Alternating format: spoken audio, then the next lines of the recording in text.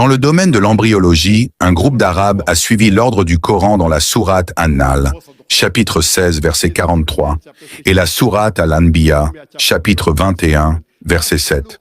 Si vous ne savez pas, demandez à ceux qui savent.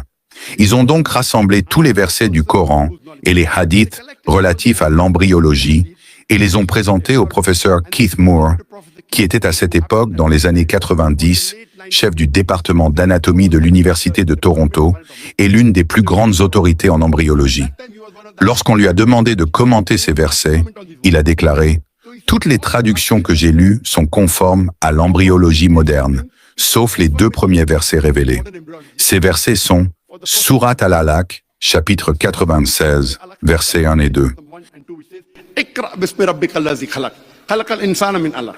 Lis, au nom de ton Seigneur qui a créé l'homme d'une adhérence. Alaq, une substance qui s'accroche.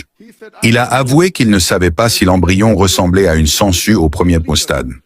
Mais après avoir examiné un embryon sous un microscope puissant, il a été étonné de voir la ressemblance frappante entre l'embryon humain et une sangsue. Les premiers stades de l'embryon ressemblent à une sangsue.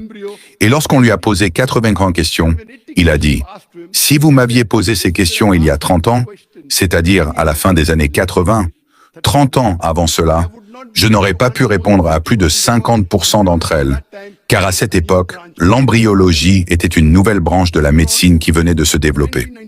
En 1992, il a ajouté ces nouvelles découvertes issues du Coran et des hadiths dans la 3e édition de son livre The Developing Human, qui a reçu un prix pour le meilleur livre médical écrit par un seul auteur cette année-là.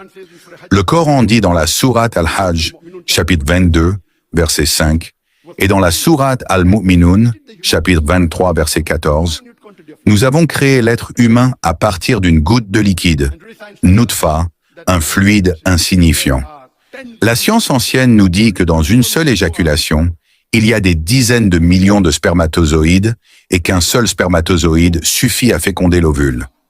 Nutfa.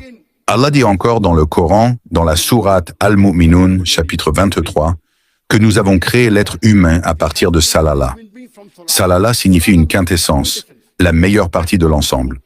Ainsi, un spermatozoïde, parmi des dizaines de millions, est désigné par le Coran comme Salala, la meilleure partie de l'ensemble.